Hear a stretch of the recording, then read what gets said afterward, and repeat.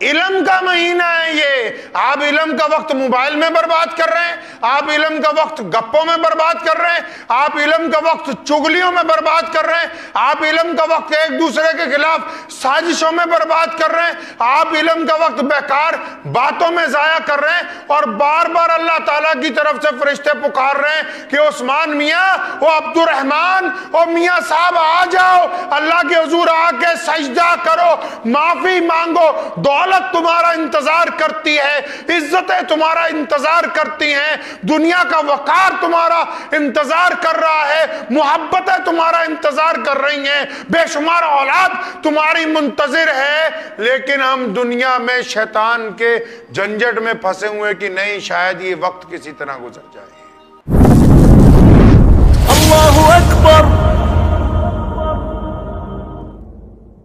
ہزار جدت ترازیوں کے مزاج بدلا کرے زمانہ, مگر یقین رہے گا عامر مزاج باطل وہی پرانا. ہزار جدت ترازیوں کے مزاج بدلا کرے زمانہ, مگر یقین رہے گا عامر مزاج باطل وہی پرانا. ہماری غفلت کی انتہا کیا, ہماری ذلت کا کیا ٹھکانہ. ہماری غفلت کی انتہا کیا, ہماری ذلت کا کیا ٹھکانہ. تو پھر گناہ ٹھہرے عبادتیں بھی مجرمانہ. رمضان کریم جن لوگوں کے لیے اللہ تعالیٰ کا انعام ہے, جن کے لیے اللہ تعالیٰ نے اس میں خوشخبری رکھی ہے, وہ بڑی خوشنودی کے ساتھ رمضان کے ان دنوں کو گزار رہے ہیں.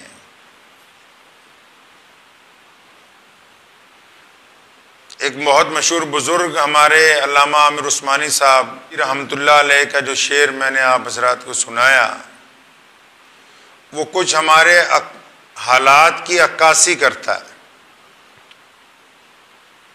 فرماتے ہیں کہ گناہ تو پھر گناہ ٹھہرے عبادتیں بھی مجرمانہ. رمضان انقلابی عبادت ہے. رمضان کریم انسان کے مزاج کو بدلنے کی عبادت ہے. لیکن بہت سارے عبادت کرنے والے لوگ جو ہیں, جب وہ دکھاوے کی عبادت کرتے ہیں, جب وہ دکھاوے کی خیرات کرتے ہیں, جب وہ دکھاوے کی مدد کرتے ہیں, جب وہ دکھاوے کا عمل کرتے ہیں, تو انہوں نے کہا نا کہ گناہ تو پھر گناہ ٹھہرے عبادتیں بھی مجرمانہ ہے. عامر عثمانی نے پھر کہا نا کہ کوئی درگاہ ہو یا مسجد جہاں رہے عبادت, نیاز مندی ہو ماں سوا کے, تو اس سے بہتر شراب خانہ. فرمایا کہ عبادت گاہ میں اگر اللہ کے علاوہ کسی اور کے نام کی نظر و نیاز ہو, یعنی کسی اور سے حاجتیں پوری ہونے کا گمان دل میں آ جائے, تو پھر وہ شراب خانہ ہی بہتر ہے. رمضان میں اعلان کیا گیا ہے اللہ کی طرف سے کہ ہم گناہوں کو معاف کر رہے ہیں. رمضان میں اعلان کیا گیا کہ ہم ایک ایک عبادت کا کئی کئی گنا اجر دیں گے. رمضان میں عرش آپ پہلے آسمان پر آ جاتا ہے اور پکار رہا جاتا ہے روزانہ کی کوئی ہے جو اپنی حاجت منوانا چاہتا ہے, کوئی ہے جو بیماری سے شفا چاہتا ہو, کوئی ہے جو اپنی عزتیں چاہتا ہو, کوئی ہے جو اپنے گھر کے لیے خوشحالی چاہتا ہو. روزانہ صدائیں دی جاتی ہیں. اور بہت سارے لوگوں کا رمضان کیسے گزر رہا ہے, یہ بیچارہ موبائل لوگوں کے رمضان کو جہنم تک پہنچانے کا ذریعہ بن گیا. روزہ رکھ کے سارا دن اسی پر برباد کر رہے ہیں. رمضان ایک انقلابی عبادت ہے. تراویح پڑھتے ہیں رات کو عشاء کی نماز کے بعد آپ, تو ایک بندہ جب نماز تراویح میں ایک سجدہ کرتا ہے 1500 نیکیاں 5 سیکنڈ کے سجدے پر اللہ تبارک و تعالیٰ عطا فرماتے ہیں، نماز تراویح کے ایک سجدے کے اوپر۔ اور یہ وہ نعمتیں ہیں جو رسول اللہ صلی اللہ علیہ وسلم نے ہمیں عطا کی ہیں کہ روزہ جو ہے آج سے صدیوں پہلے جب سب سے پہلا روزہ رکھا گیا تو آدم علیہ السلام کی اولاد میں ایک بادشاہ گزرا ہے، اس بادشاہ کے دور میں قحط پڑ گیا۔ ہماری پہلی امتوں پہ جب روزے فرض ہوئے، کیوں فرض ہوئے؟ وہ اس بادشاہ کے دور میں قحط پڑ گیا ملک کے ایک صوبے میں، تو بادشاہ کی جو رعایا تھی، جو جنتا تھی، انہوں نے خود ہی فیصلہ کیا کہ ہمارے جن علاقوں میں قحط پڑ گیا ہے، ہم جو 3 دفعہ کھانا کھاتے ہیں، صبح ناشتہ کرتے ہیں، دوپہر کو روٹی کھاتے ہیں، پھر رات کو کھاتے ہیں، ہم کیوں نہ ایک وقت کا کھانا آج سے کم کھائیں گے، ایک وقت کا کھانا کم کھائیں گے اور ایک وقت کا وہ سارا کھانا اکٹھا کر کے ان علاقوں میں بھیجیں گے جہاں لوگ بھوک سے مر رہے ہیں۔ اس بادشاہ کو یہ ادا بڑی پسند آئی، اس بادشاہ نے اس کو سرکاری طور پر کہا کہ ہاں یہ تو بہت اچھا کام ہے کہ ہم لوگ، اللہ تعالیٰ کو ان کی اس قوم کی ادا اتنی پسند آئی کہ پچھلی امتوں پر روزوں کا اعلان کر دیا کہ دیکھو یہ کتنے نیک بندے ہیں کہ یہ میرے بندوں کی بھوک مٹانے کے لیے صبح سے لے کے شام تک ایک وقت کا کھانا چھوڑنے کے لیے تیار ہیں۔ اللہ کو ان کا عمل ایسا اچھا لگا، اس کو عمل کو نیکی میں تبدیل کر دیا، رکن بنا دیا عبادت کا، عبادت میں شامل کر دیا کہ اپنا پیٹ کاٹ کے جو دوسرے کو کھلا رہا ہے یہ تو عبادت ہو گئی۔ اب وہ عبادت جب بنی تو پچھلی امتوں میں روزے داروں کو روزے مل گئے۔ یہ ہم سے پہلے کی بات ہے، محمد رسول اللہ صلی اللہ علیہ وسلم کی امت سے پہلے کی بات ہے۔ روزہ پہلے ایسا نہیں تھا جیسا آج ہے، جیسے میں اور آپ لطف لیتے ہیں نا روزے کا، افطار میں بے شمار چیزیں کھاتے ہیں اور پھر ساری رات مزے سے جو چیز چاہتے ہیں وہ کھا لیتے ہیں، پہلے روزہ ایسا نہیں تھا۔ سن 2 ہجری میں جب رمضان فرض کیا گیا تو روزہ ایسا نہیں تھا۔ روزے کا حکم یہ تھا کہ جب بندہ روزہ رکھتا تھا تو سحری نہیں ہوتی تھی اس روزے میں، بس افطاری تھی۔ سمجھ لیجئے پہلے بات کو آپ، سورج ڈوبنے کے بعد جب لوگ کھانا پینا کھاتے تھے، کھانا پینا کھا کے نماز وغیرہ پڑھ کے اگر تو آپ جاگ رہے ہیں تو کچھ کھا لیں، اگر آنکھ لگ گئی تو دوسرا روزہ شروع ہو گیا۔ آنکھ لگ گئی تو دوسرا روزہ شروع۔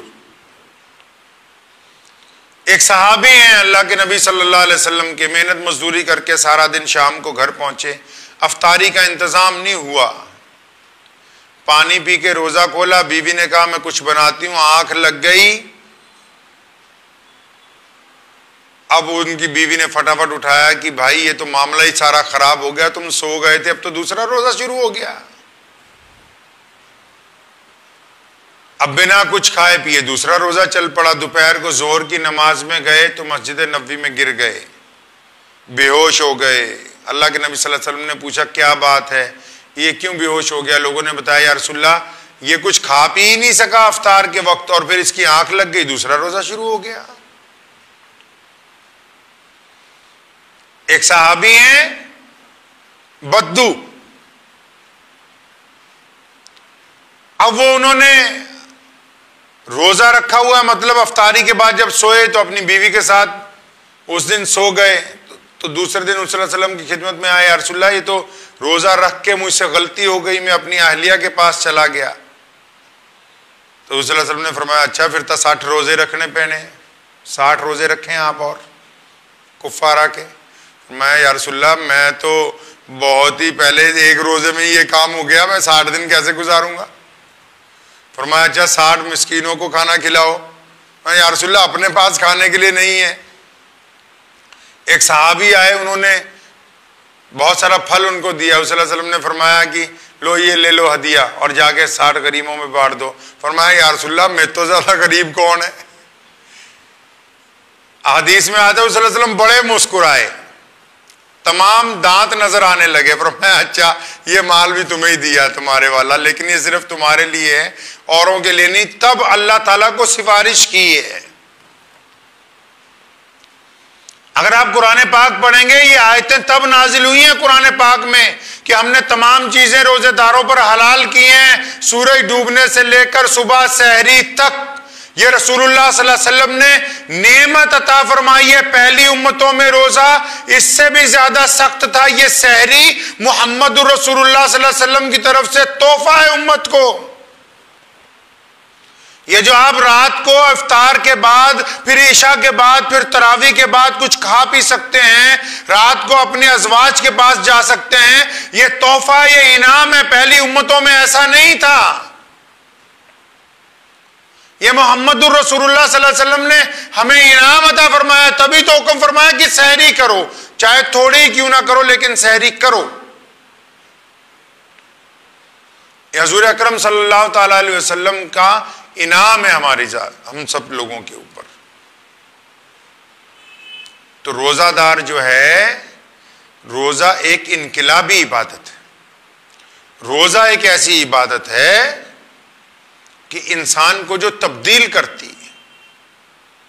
جن کا دل سخت ہو، اس کا مطلب ابھی روزے نے اثر نہیں کیا ہے۔ رمضان جو ہے یہ نزول قرآن کا مہینہ ہے، اور کلہ قرآن پاک کے نزول کا مہینہ نہیں ہے۔ جتنی آسمانی کتابیں ہیں چاروں، جتنے انبیاء پر آئی ہیں، تمام کی تمام اسی رمضان المبارک میں نازل کی گئی ہیں۔ علم کا مہینہ ہے یہ۔ آپ علم کا وقت موبائل میں برباد کر رہے ہیں، آپ علم کا وقت گپوں میں برباد کر رہے ہیں، آپ علم کا وقت چگلیوں میں برباد کر رہے ہیں، آپ علم کا وقت ایک دوسرے کے خلاف سازشوں میں برباد کر رہے ہیں، آپ علم کا وقت بیکار باتوں میں ضائع کر رہے ہیں، اور بار بار اللہ تعالیٰ کی طرف سے فرشتے پکار رہے ہیں کہ عثمان میاں، وہ عبد الرحمان اور میاں صاحب آ جاؤ، اللہ کے حضور آ کے سجدہ کرو، معافی مانگو۔ دولت تمہارا انتظار کرتی ہے، عزتیں تمہارا انتظار کرتی ہیں، دنیا کا وقار تمہارا انتظار کر رہا ہے، محبتیں تمہارا انتظار کر رہی ہیں، بے شمار اولاد تمہاری منتظر ہے، لیکن ہم دنیا میں شیطان کے جھنجٹ میں پھنسے ہوئے کہ نہیں، شاید یہ وقت کسی طرح گزر جائے۔ مجھے امید ہے کہ آپ کو یہ ویڈیو پسند آئی ہوگی۔ اگر پسند آئی ہو تو یہ آپ اپنے دوستوں کے ساتھ شیئر کریں اور اس چینل کو سبسکرائب ضرور کریں۔